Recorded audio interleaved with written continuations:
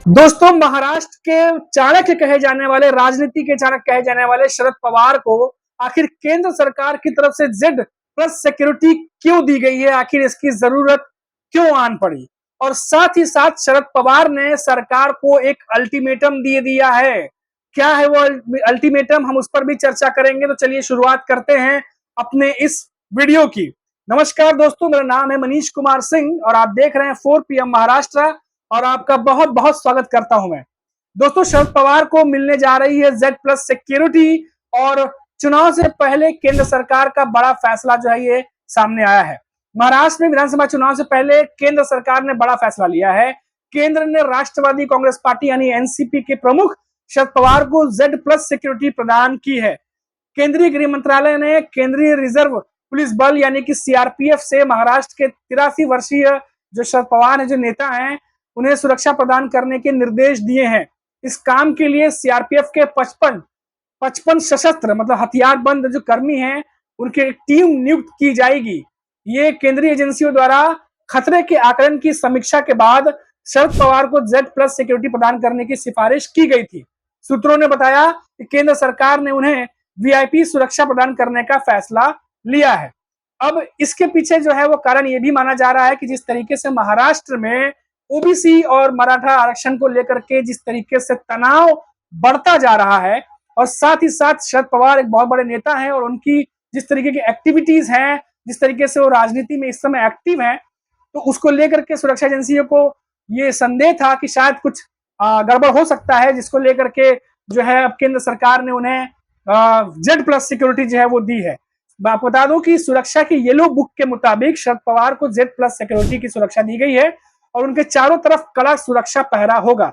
सूत्रों से मिली जानकारी के मुताबिक उन्हें उनकी सुरक्षा में 58 यानी 58 कमांडो तैनात होने वाले हैं। सुरक्षा मामलों की येलो बुक के अनुसार जेड प्लस जो कैटेगरी है उसमें सुरक्षा में 10 आर्म स्टैटिक गार्ड और 6 पीएसओ, एक समय में राउंड द क्लॉक 24 जवान, 2 एक्सकॉर्ट जो एक्सकॉर्ट करते हैं उनके साथ में राउंड द क्लॉक, और 5 वॉशर्स 2 शिफ्ट में रहते हैं। ये तमाम जो है वो सिक्योरिटीज अब शरद पवार के साथ रहेंगी। अब देखिए कि ये अपने आप में एक बहुत बड़ा मामला है, क्योंकि चुनाव नजदीक है और ऐसे में शरद पवार अपोजिशन के बहुत बड़े नेता हैं। और जिस तरीके से हमने देखा कि वो किसानों के मुद्दों को लेकर किसानों से मिल रहे थे, बीच में वो कहीं संबोधन करने जा रहे थे तो उनकी गाड़ी को भी रोक लिया गया था और उन्हें जो है अपनी स्थिति स्पष्ट करने की बात कही गई थी। और लगातार जो है उनसे भी ये मांग कही जा रही है कि चाहे वो मराठा आरक्षण का मामला हो, चाहे वो ओबीसी का मामला हो, उसको लेके अपने जो स्थिति है वो स्पष्ट करें।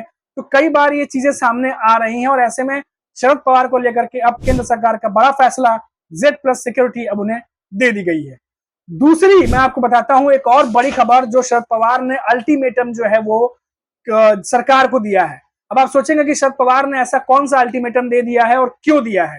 मैं आपको बता दूं कि एमपीएससी और आईबीपीएस छात्रों के लिए अब शरद पवार जो हैं वो आगे आए हैं और इसी चीज को लेकर के उन्होंने सरकार को अल्टीमेटम दिया है। आईबीपीएस और एमपीएससी परीक्षाओं के एक ही दिन आयोजन करने से छात्रों में असंतोष है और पुणे में इसको लेकर के विरोध प्रदर्शन जो है वो लगातार चल रहा है। अब शरद पवार ने मध्यस्थता करते हुए सरकार से समाधान निकालने की मांग की है।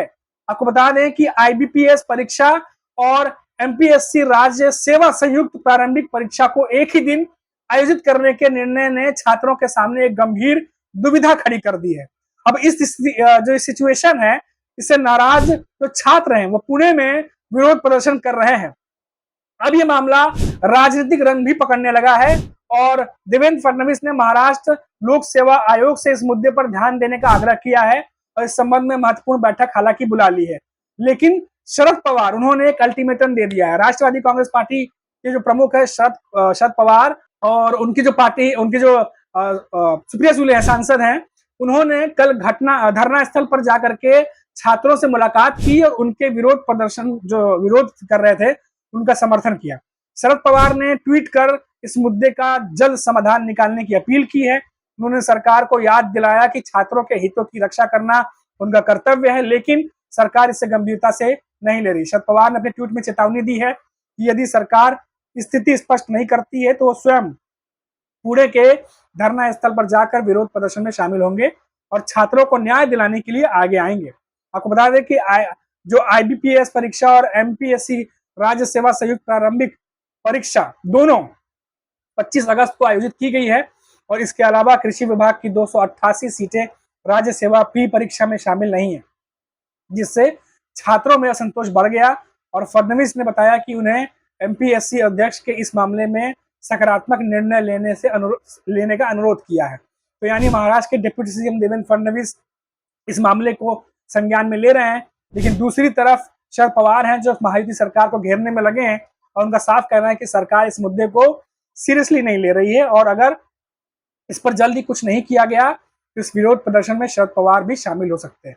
अब शरद पवार अगर इस विरोध प्रदर्शन में शामिल होते हैं तो ये अपने आप में एक बहुत बड़ा मुद्दा बन जाएगा और भी ज्यादा बड़ा मुद्दा बन जाएगा, क्योंकि आप देखिए कि लगातार, जैसा मैं लगातार बताते रहता हूं कि महाराष्ट्र में ऑलरेडी कई सारे ज्वलनशील मुद्दे हैं जो इस समय बहुत ज्यादा महायुति सरकार की सिरदर्दी बने हुए हैं। अब ऐसे में ये एक और मुद्दा जो स्टूडेंट से कनेक्टेड है, अब उस चीज को लेकर शरद पवार महायुति सरकार को घेरने में लगे हैं। तो आने वाले दिनों में महायुति सरकार की जो रास्ता है वो बहुत ही मुश्किल है, क्योंकि लगातार एक के बाद चुनौतियां उनकी बढ़ती चली जा रही हैं और शरद पवार का जो अल्टीमेटम है इसको लेकर के अब और सिरदर्दी जो है महायुति सरकार की बढ़ गई होगी। तो फिलहाल अभी के लिए इतना ही, फिर लौटेंगे तो बात करेंगे महाराष्ट्र से किसी बड़ी खबर पर। तब तक के लिए मुझे इजाजत दीजिए। नमस्कार।